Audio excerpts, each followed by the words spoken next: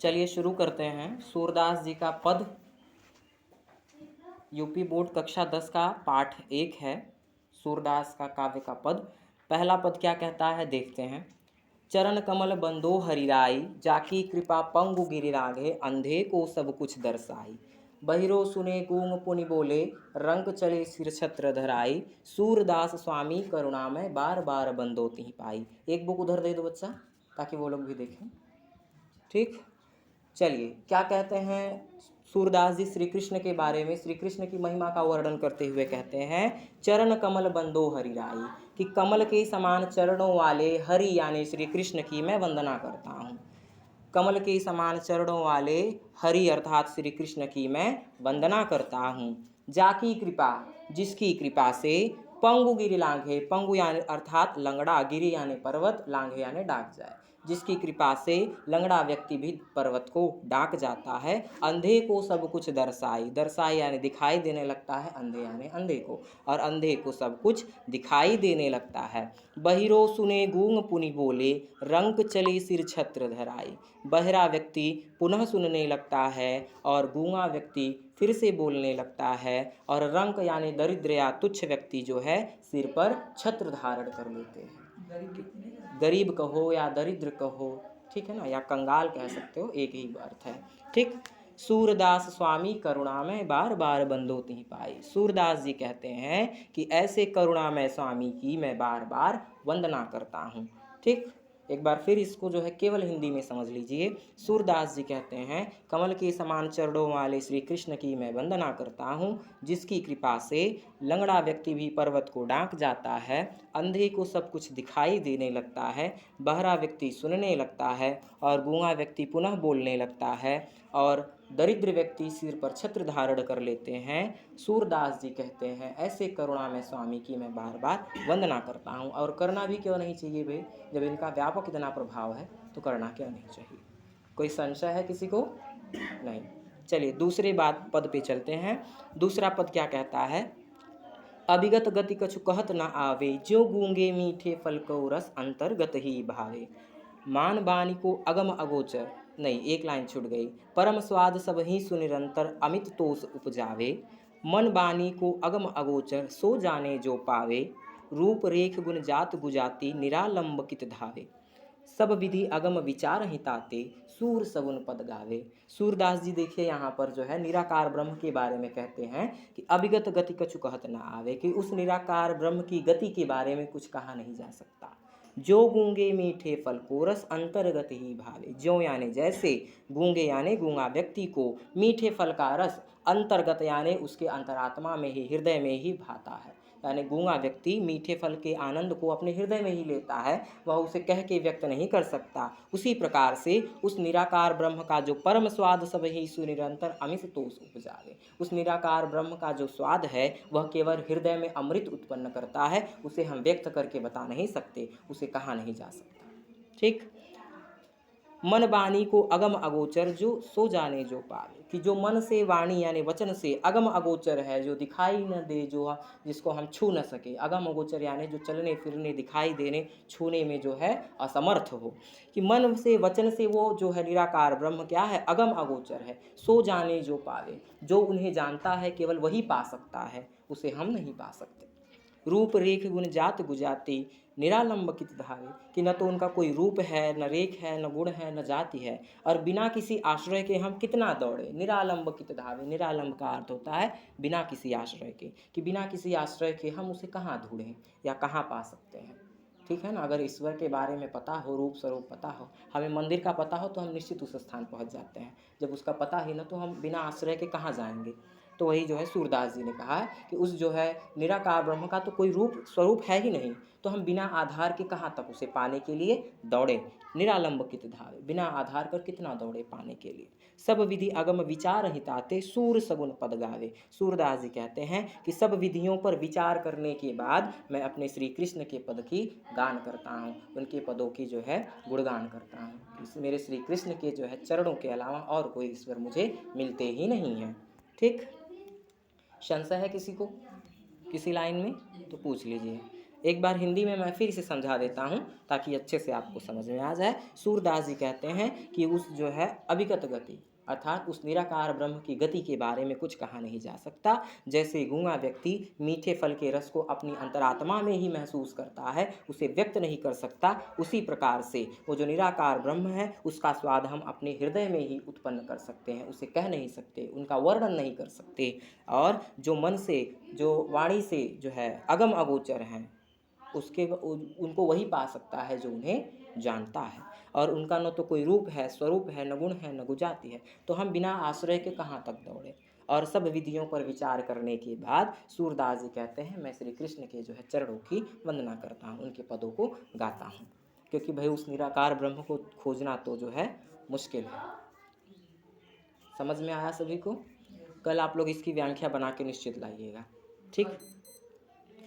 चलिए तीसरा पद देखिए क्या कहते हैं। अब इस पद में जो है सूरदास जी ने श्री कृष्ण के बचपन का वर्णन किया है। जब वो बाल्यावस्था में थे तब क्या दशा है उनकी, और बाल्यावस्था में श्री कृष्ण खेल रहे हैं, नंद के आंगन में खेल रहे हैं, तो कैसी दशा है और क्या जो है वहाँ का चित्रण इस पद में किया है।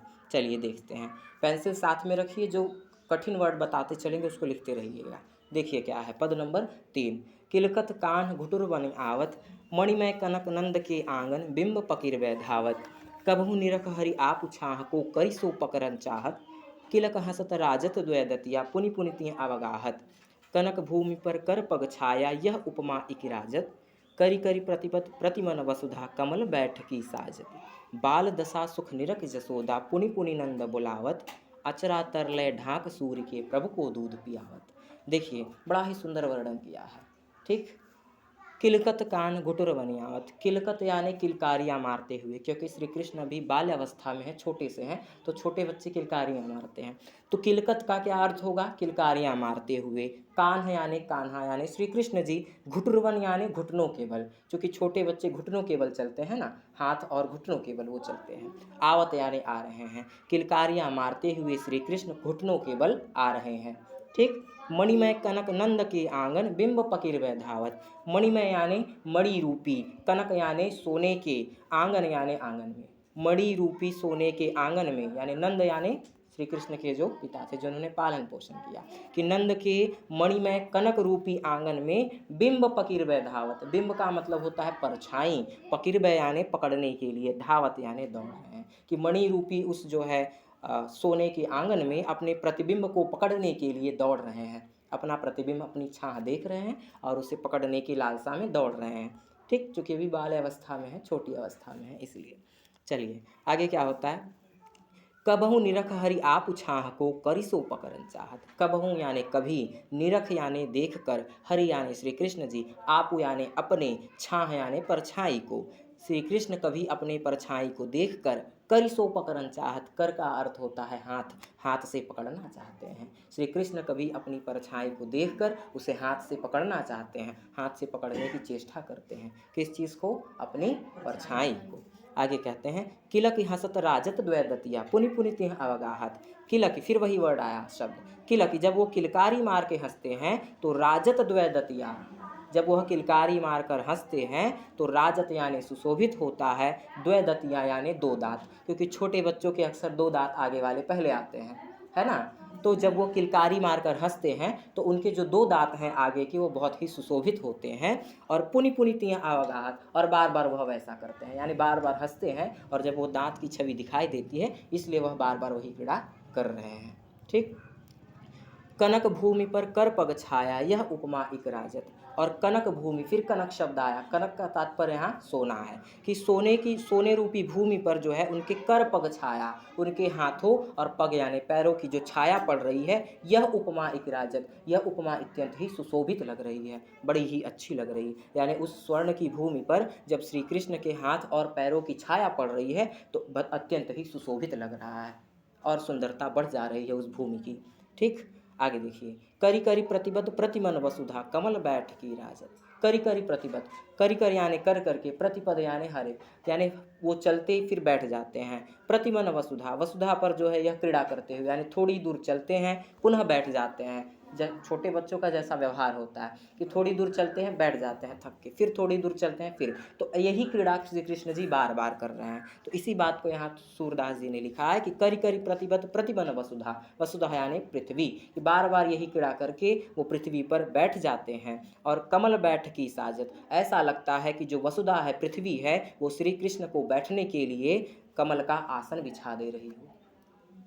पृथ्वी भी श्री कृष्ण से कितना प्रेम कर रही है कि जब वो थक के बैठ रहे हैं तो उनके लिए ऐसा लगता है कि कमल बैठ की साजत, बैठ की यानी आसन, उनके बैठने के लिए कमल का आसन बिछा दे रही हो, ऐसा लग रहा है। आसन यानी जो बिछा के बैठा जाता है, चटाई या मैट जिस पे आप लोग भोजन वगैरह करते हो, छोटा सा होता है ना, उसको कहा जाता है। चलिए, अब जब ये क्रीड़ा देख रही हैं यशोदा, श्री कृष्ण की इस दशा को देख रही हैं, तो क्या हो रहा है, बाल दशा सुख निरख जसोदा पुनि पुनि नंद बुलावत, कि बाल दशा, श्री कृष्ण की इस दशा को देखकर सुख से, अरे अत्यंत सुख से, भाई अब माता हैं तो जब पुत्र की ऐसी क्रीड़ा को देख रही हैं तो उन्हें सुख मिल रहा है। तो बाल दशा सुख निरख जसोदा, श्री कृष्ण के सुख को देखकर जो यशोदा हैं, पुनि पुनि नंद बुलावत, बार बार नंद को बुला रही हैं कि आप भी आके देखिए, श्री कृष्ण की क्रीड़ा को देख लीजिए। ठीक, नंद उनके पति हैं। ठीक, तो बाल दशा को देखकर जो यशोदा हैं, बार बार नंद को बुला रही हैं। अचरा तरले ढाक सूर्य के प्रभु को दूध पियावत, सूरदास जी कहते हैं कि मेरे प्रभु श्री कृष्ण को अपने आंचल के तले ढांक कर और दूध पिला रही हैं। अचरा तरले ढांके, अचरा आंचल के तीरे लेकर के, यानी आंचल के नीचे लेकर और ढक के सूरदास के प्रभु यानी श्री कृष्ण जी को यशोदा जी दूध पिला रही हैं। ठीक, कोई संशय, कोई पद हो में संशय है तो हम बताएं, एक बार हिंदी में बता देते हैं ताकि आप लोगों को कोई संशय नहीं। देखिए बोर्ड है, इसलिए जो है बहुत ज़्यादा अच्छे से तैयारी कीजिए, खास करके हिंदी का। ठीक, खास करके हिंदी की तैयारी बहुत अच्छे से कीजिए, क्योंकि हिंदी में अगर आपका 33 मार्क्स से कम आया तो फिर आप फेल माने जाएंगे, फिर आपको दोबारा जो है 70 मार्क्स है ना, 23, ठीक, तो आप फेल माने जाओगे। अन्य विषय में अगर आप होते हो तो केटी लग जाएगा, आप उसका शुल्क दे के वापस दे सकते हो परीक्षा, लेकिन हिंदी अनिवार्य है, उसमें अगर आप फेल हुए तो अन्य विषय में पास होकर भी कोई फ़ायदा नहीं है, याद रखिएगा। चलिए आगे देखिए, हिंदी में एक बार इसको केवल हम फिर से बता देते हैं, जो केवल हिंदी बता रहे हैं। ठीक है, सूरदास जी कहते हैं कि जो श्री कृष्ण हैं वह किलकारियाँ मारते हुए और घुटनों के बल आ रहे हैं और मणि रूपी सोने के आंगन में, नंद के आंगन में अपने बिंब को, अपनी परछाई को पकड़ने के लिए दौड़ रहे हैं, और कभी अपनी छाह को, श्री कृष्ण अपनी परछाई को देख के उसे हाथ से पकड़ना चाहते हैं, और जब वह किलकारी मारकर हंसते हैं तो उनका 2 दांत बहुत ही सुशोभित होता है, और बार बार वह यही घृणा करते हैं। और उस कनक भूमि पर, अर्थात उस सोने की भूमि पर जो उनके हाथों और पैरों की छाया पड़ रही है, वह उपमा अत्यंत ही सुशोभित लग रही है। और बार बार यह क्रीड़ा करके श्री कृष्ण जब पृथ्वी पर बैठते हैं तो ऐसा लगता है कि जैसे कमल, जो वसुधा है, पृथ्वी है, उनके लिए कमल का आसन बिछा दे रही हो। और बाल श्री कृष्ण की इस दशा को देखकर यशोदा बार बार नंद को बुलाती हैं। सूरदास जी कहते हैं वो सूरदास के प्रभु को यानी श्री कृष्ण को जो है आंचल के तले ढाक कर उन्हें दूध पिलाती हैं। चलें आगे, कोई संशय नहीं है। देखेंगे चौथा पद हम लोग क्या कहता है हमारा चौथा पद। ठीक है, पद नंबर जो है 4 देखते हैं क्या कहता है। मैं अपनी सब गाय चराए हूँ यहाँ से। ठीक, अब श्री कृष्ण जब थोड़े बड़े हो जाते हैं तो अपनी माता जो है यशोदा से जिद कर रहे हैं कि मैं भी गाय ग्वालों के साथ चराने जाऊँगा। क्या कह रहे हैं, माता से वात्सल्य रस है, माँ और प्रेम का, जहाँ पुत्र और माता का प्रेम हो वात्सल्य रस होता है, हमने बताया है, ब्रज भाषा में लिखी गई है। चलिए, कृष्ण जी अपनी माता से कह रहे हैं, क्या कह रहे हैं बिल्कुल ध्यान दीजिएगा, कहीं भी संशय है तो रुका के पूछिएगा। मैं अपनी सब गाय चराए हूँ, प्रातः होत बाल संग जय हूँ, तेरे कहे न रहे हूँ, ग्वाल बाल गायन के भीतर नै कहू डर नहीं लागत, आज न सो नंद दुहाई रैन रहूँगो जागति, और ग्वाल सब गाय चरई हैं मैं घर बैठे रही हूँ, सूर्य श्याम तुम सोई रहो अब प्रात जान मैं दे हूँ। देखिए, श्री कृष्ण जी अपनी माता से कह रहे हैं कि मैं अपनी सब गाय चराए हूँ, कि हे माता मैं अपनी सारी गायों को चराऊँगा। क्या कह रहे हैं श्री कृष्ण कि कि माता मैं अपनी सारी गायों को चराऊँगा, मैं अपनी सब गाय चराई हूँ, मैं अपनी सारी गायों को चराऊँगा। प्रातः होत बाल संग जय हो, प्रातः यानी सवेरा, होत यानी होते ही, सवेरा होते ही बल संग जय हो, बल यानी बलदाऊ के संग मैं भी गाय चराने के लिए जाऊँगा। तेरे कहे न रहे हो, और तुम्हारा कहना नहीं मानूंगा। तुम मना कर देती हो ना, तो तुम्हारा कहना नहीं मानूंगा मैं। सुबह होते ही बलदाऊ के साथ गाय चराने के लिए चला जाऊंगा। तेरे कहे न रहे हो, तुम्हारे कहने के अनुसार नहीं चलूंगा मैं, तुम्हारा कहा नहीं मानूंगा। ऐसा श्री कृष्ण अपनी माता यशोदा से कह रहे हैं। ठीक। ग्वाल बाल गाइन के भीतर न कहू डर नहीं लागत, कि ग्वाल यानी जो अन्य ग्वाले हैं, और गाय और बाल यानी जो बलदाऊ हैं, ग्वाले और गायों के बीच में न कहू यानी मुझे डर नहीं लगता, कि मुझे डरने की क्या आवश्यकता है। जब सारे ग्वाल बाल हैं, गायें हैं, बलदाऊ हैं, इन सब के साथ जब मैं रहता हूँ तो मुझे भय बिल्कुल नहीं लगता, मुझे डर नहीं लगता। आज न सोवो नंद दुहाई, रैन रहूँगी जागत। श्री कृष्ण कह रहे हैं कि आज न सोवो नंद दुहाई, नंद के पुत्र श्री कृष्ण ये दुहाई दे रहे हैं, ये कह रहे हैं कि आज मैं सोऊंगा नहीं, रैन रहूँगो जागत। रैन यानी रात्रि, पूरी रात्रि मैं जागता ही रहूँगा, क्योंकि अगर मैं सो गया तो प्रातः होते ही सारे ग्वाल बाल चले जाएंगे और मैं छूट जाऊँगा। इसीलिए मैं आज रात भर नहीं सोऊंगा, ताकि सुबह होते ही मैं उनके साथ जा सकूँ। और ग्वाल सब गाय चराए हैं, मैं घर बैठे रही हूँ, कि अन्य जो ग्वाले हैं ब्रज के वो सब गाय चराएं और मैं घर पे ही बैठा रहूँ, यह तो अनुचित नहीं है। कि मैं घर पे तो भाई उब जाते हैं, जाहिर सी बात है। कि तो श्री कृष्ण जी कह रहे हैं कि और ग्वाल सब गाय चराई हैं, कि और जो गांव के ग्वाले हैं वो गाय चराएंगे और मैं घर ही बैठा रहूँगा, ऐसा नहीं होगा। सूर श्याम तुम सोई रहो, अब प्रात जान मैं दे हूँ। सूरदास जी कहते हैं, अब उनकी माता यशोदा कह रही हैं कृष्ण से, कि सूरदास जी कहते हैं माता यशोदा श्री कृष्ण से कह रही हैं कि श्याम तुम सोए रहो अब, कि हे श्री कृष्ण अब तुम सो जाओ, अब प्रातः जान मैं दे हूँ, मैं प्रातः तुम्हें गाय चराने के लिए जाने दूंगी। जान दे हूँ यानी जाने दूंगी, प्रातः मैं तुम्हें गाय चराने के लिए जाने दूंगी, अर्थात मना नहीं करूंगी। ठीक। एक बार हिंदी में आप इसका फिर अर्थ समझ लीजिए। किसी पंक्ति में कोई डाउट है तो पूछ लीजिएगा, नहीं है हिंदी बता देते हैं।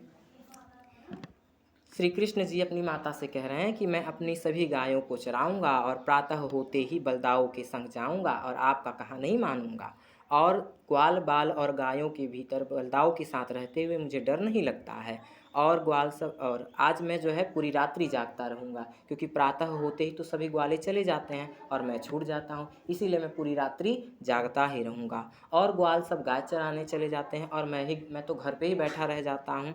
सूरदास जी लिखते हैं कि श्री कृष्ण की माता यशोदा कृष्ण से कहते हैं कि अब तुम सो जाओ और प्रातः होते ही मैं तुम्हें गाय चराने के लिए जाने दूंगी। ठीक। और किसी को संशय है तो पूछ लें।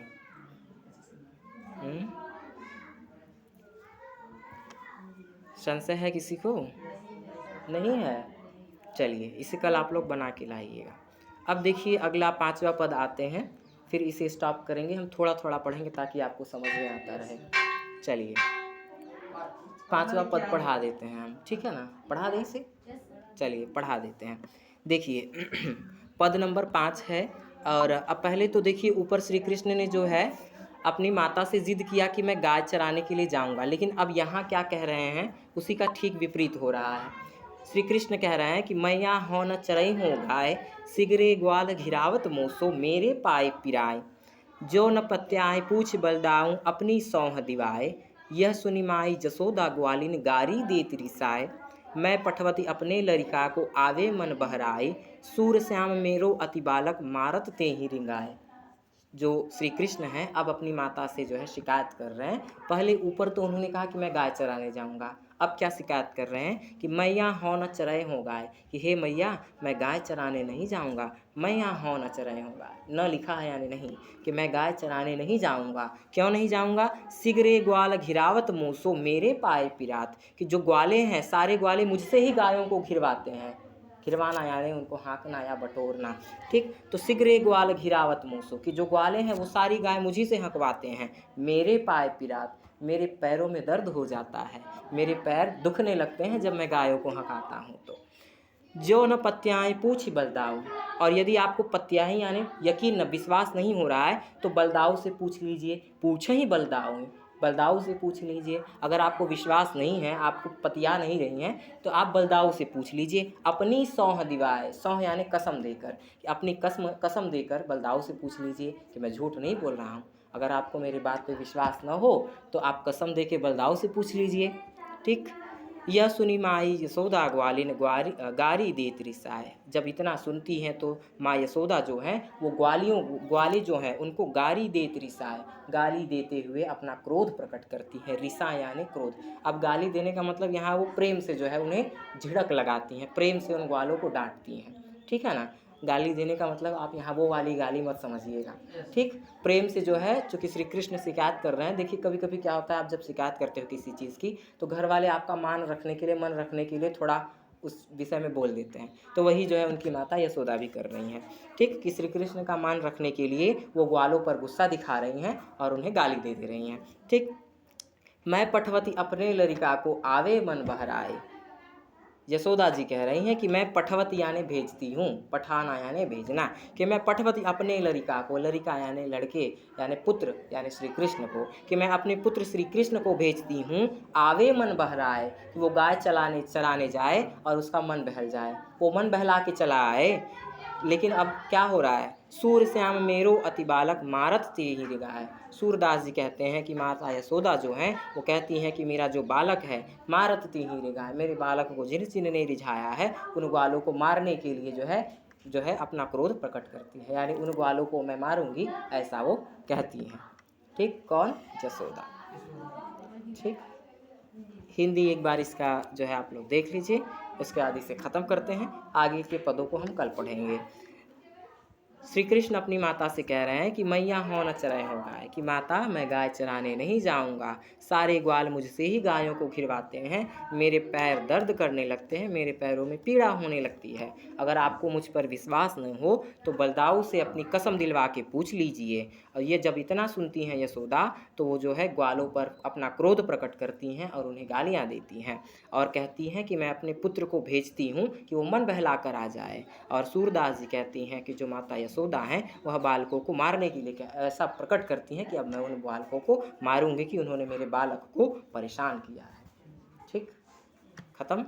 तो आगे के पद जो है हम कल देखेंगे। आज के लिए इतना ही। आप लोग इसे बना के लाइएगा, अगर कोई संशय होगा तो उसे हम कल डाउट क्लियर करेंगे। ठीक है। चलिए थोड़ा थोड़ा पढ़ेंगे ताकि अच्छे से समझ में आता है आपको। हाँ 30 दिन तो है ही, खैर जो भी हो, लेकिन आप लोग तैयारी अच्छी रखिए।